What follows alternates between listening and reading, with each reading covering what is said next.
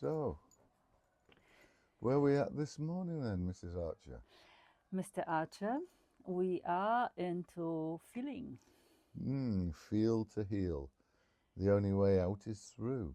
Yeah, Feel to Heal, like the title of the book of Giten Tonkov, Tonkov, yeah. the founder of biodynamic breathwork and trauma release. And it was a life-opening thing for me because, like we were chatting before, we started to record that I thought that I was feeling because I was feeling too much. Everything, like it was a roller coaster of felt sensations and feelings, but it wasn't a felt sensation. It was emotions. Yeah. It was waves of great emotions, and then going into the slower end emotions and. Kind of like lost in emotional expression. Yes, yeah. It was kind of living from the place of the catharsis. Emotional catharsis. Emotional catharsis, and I thought that I'm just like, oh, I am feeling, because I'm feeling everything, but actually I didn't feel my body. Whereas for me, it was the opposite end of that pendulum. I just retreat and hide from the world. Stopped engaging with the world because that engagement could bring up feeling, even though I wasn't thinking about it in my head. It was just a natural impulse to withdraw myself, and then in that retreat to then numb out and disassociate from what was really happening in my body through alcohol and weed. Yeah, I think we both were dissociating in a different ways, and you were dissociating. I was dissociating with alcohol as well, but then alcohol was bringing up a lot of more emotions. So I was like, wow, I'm feeling, but I don't know what to do with this. But actually, it wasn't anchored. I like the think of feeling things with the anchor, and the anchor is our resource. Resource, return to the source. And the resource ultimately lies in our body. Of course, we can take it from the external. We had a chat, I think, about the resource. How we can... before we dive into resource, could we chat a little bit about what do we mean by feel? Of course I'm feeling. I'm alive. Yeah, of course I'm feeling. Yeah, for me, it's the subtleties in my body and how, like, catching the first sensation, what happens in my system, in my body, before I will go into this cathartic expression of emotions and this, like, I don't know, a blast of the emotions that were overflowing me. So catching myself in a first moment of emotion that is arising. How does it feel in my body? What's happening in my belly? What is happening in my chest? What's happening in my shoulders? There's a whole spectrum of sensation. Yeah. And then from there, when I started to learn what each emotion means, because anxiety, for example, that I felt for many years, it was like a bundle of the emotions. And I started to untangle one by one. Oh, this is it. It's like a tangled yarn with the different colors. And then I was trying to pick up that, okay, the red yarn is anger, the white yarn is grief, the blue yarn is fear, and then asking myself, okay, where do I feel in my body? How does it sense? And then, of course, it takes time, it takes courage, and it takes, I think courage. It's the... And it's a different kind of courage. Normally we think of courage as it's something that we bring into our physical body to go out there and do something daring. Or for guys, I've got so much courage I can beat anyone up. kind of thing. But it's another higher level of, for me anyway, of courage to slow right down and to be present with the felt sensation in my body. For me, I noticed my old response was I'd go straight to my head. Yeah, in conversation with someone, to not actually feel what was present, but I'd just go upstairs and start blabbering, blah blah blah blah blah blah blah blah. And I think it's quite popular, this going up into the head and starting to make sense of everything, and then disconnect from the sensations. Yeah. And what was about you about feeling, like really feeling the felt sensations? I was just in an autopilot not to feel, and not really recognizing that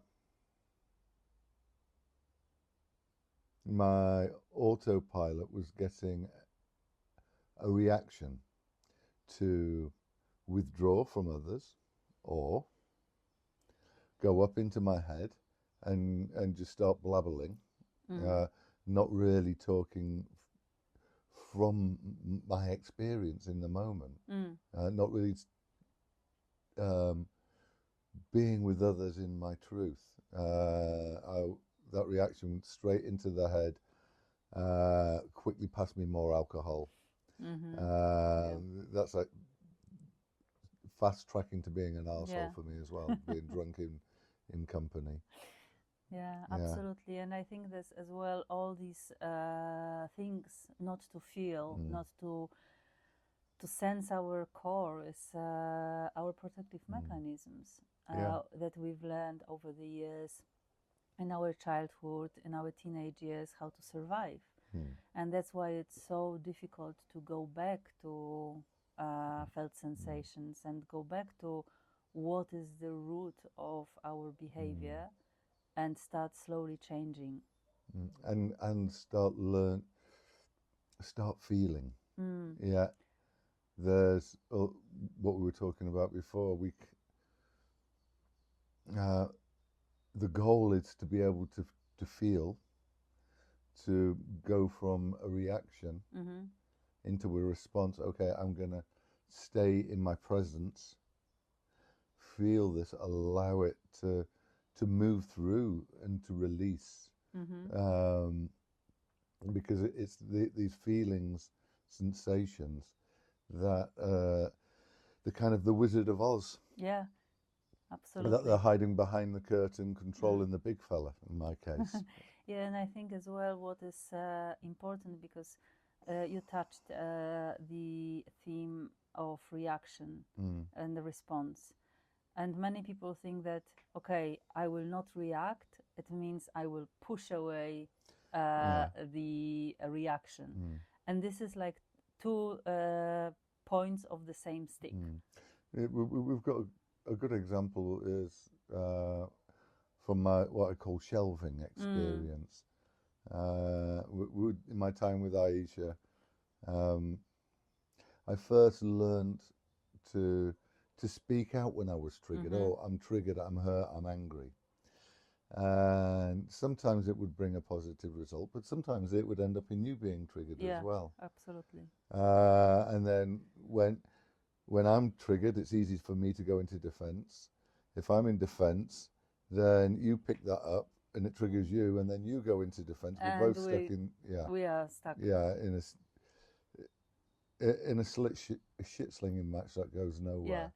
But then one time, after having these experiences of speaking out and being heard, speaking out and not being heard, and feeling a trigger coming into me from something you said, can't remember what it was, but just as well. feeling it come in, feeling it rise, and it was funny because we were eating dinner at the time, and it was like this trigger was delivered to me on a plate and gave me a moment of, well, if I speak out for this trigger, which I was feeling, there's every likelihood that just even speaking out for it may trigger you. And then to ask myself the question, is this the response that I want? And it's like, no. And then so it's like, what am I going to do with this trigger? Right, I'll just put you, for me, it was onto a shelf within me that, okay, I've heard you, I've felt you. It's not the right appropriate time to speak out for you in the moment. But if she keeps saying the same thing, we will bring you off the shelf. Yeah. And then for me, the trigger had gone. Yeah. And there was no more of whatever it was that you said that brought it up. So it was a real, for me, that was really responding appropriately to what was happening. There'll be other times when, no, I think this is an appropriate time to speak out for it, but to feel, that's the big one. Yeah, and I think because we have we are on opposite sides of the pendulum. For me, it was, okay, I will not speak out because I'm afraid that I will lose the connection, I will lose the friendship, or I will lose any, like I will be, there will be retaliation on me, so I won't be speaking out. So for me, it's like feeling this energy that is coming up, similar to yours, in our conversations. It's going up, and then I'm feeling like, okay, I can't say because it's dangerous. It's whatever it is, and then bringing the heart into it and saying, hey, you know what, this is how I feel. I know that might be triggering for you, but this is how I feel. And the moment when like many times when I'm saying it, there is no trigger on your side. And I think typically when you're introducing it, this might be triggering. So, okay, just let me be careful of what I'm feeling. I think that introduction really helps me to receive it. Yeah, and I think this is this beautiful dance around the felt sensations and feelings, that to get to know our default mechanisms, how we deal with the different stresses in our lives. And it might be the highest range. Some people can numb, some people can go into the emotional overwhelm, hide, whatever. It's like so many different possibilities. And then start step by step. It's like a little baby steps to notice the sensations that are coming with it. But of course, what we were starting to share about in the beginning, the resource is the key as well. Yeah. Have we spoken? We had a... Yeah, we'll speak more about resourcing. I think we have also from our previous recordings, like a longer recording about the resource. Why is it important? So just to mention that the resource can be external. It can be like this beautiful view in our case, but it can be a small thing like a favorite T-shirt that or favorite jewelry, or just the feeling of texture on fabric. Exactly. It can be many things to all of us. And it's being in our resource place. The triggers take us out of the resource, but it's holding on to our resource. Hey, I am actually safe, and not getting into that reactive place, but learning to respond from a resource place. Then we start to give a voice to these parts, to these wounds within us that have never been given a voice or heard, and until they end up working in the shadows all the time. Absolutely, and I think this protective mechanism came on board when we didn't feel safe. Yeah. So in order to feel safe, we created this ways of dealing with this. Okay, it's not safe to feel this thing, so I will Get drunk, blabber, yeah, chuck emotions. yeah, because then this will support me to survive. Yeah, it's But all not, survival. yeah, but then in the end, if we manage to find the way to our resource, to our safety space, and start feeling this, the healing starts. Yeah, and the ultimate goal is to live from that resource, and that's a place where we can respond rather than react. Yeah, and it's in hero's journey. I see it's like meeting our biggest monsters. With all these protectors, Yeah. and it's not outside; it's actually inside. Yeah, and it's felt sensations. And felt sensations, and yeah, what is happening in our bodies. Yeah, and also once we start to be able to accept our felt sensations, hold them and allow them just to pass through. When we're not allowing them to pass through, then they get stuck and they're jangling around. Yeah, at the same time, it opens us up to a much deeper and direct connection with our intuition, our inner tutor. Yeah, yeah. When we have returned to our source, yeah, resource. and also what you mentioned is like they are going to be stuck in our bodies and causing the problems. Like I had this knee pain for a couple of years because of what happened with my mom ending up in a hospital. And of course, I was doing a lot of exercises. I was doing a lot of things around the to release massages. But at the same time, I was feeling into what is there, what kind of emotions, what kind of outdated things I carry in the knees. And at some point, it's gone. Yeah, and this is the power where curiosity comes in. It's staying in this resource space as best we can and hold on to curiosity of, oh, I'm feeling this. Right, I'm going to stay with it and just feel it and be curious and be playful with it. And for me, it's that curiosity that led me to the shelving experience. If the curiosity hadn't been there, it would have been, let's put a lid on this and push it straight down, or chuck it out in a way where it's I'm gonna end up with a response that I don't want. Love to hear if any of you have got similar experiences, or maybe to share. Something else. How is it for you to feel? How is it? What it means for you? What it means to feel? Yeah, What's your felt lived experience like? And it's unique for all of us. It's a funny thing to describe. Yeah. But it's inside us all.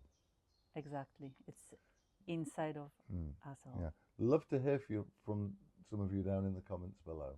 Thank you so much. Bye for now. Bye bye.